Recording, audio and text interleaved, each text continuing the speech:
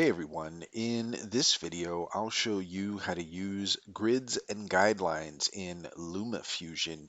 In order to do so, first off, you're going to want to find any clip here, and if you either double tap or you click the pencil icon in the menu at the bottom, then that should open up.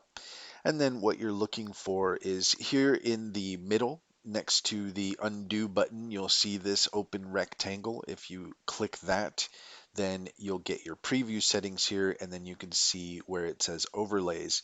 You can toggle overlays off and on, and then from here you have a variety of other options that you can use depending on your needs. So we have the grid option here, which you can select either 2 by 2, 3 by 3, 4 by 4, or 5 by 5, and that gives you an idea of how that's going to look for you. And then you also have here the title safe option, the action safe option, and then you have your horizon line. And with the horizon line, you can modify that up and down depending on what your needs are, and that is how that works. That's all there is to it. If you found this video helpful, please like and subscribe for more helpful tips.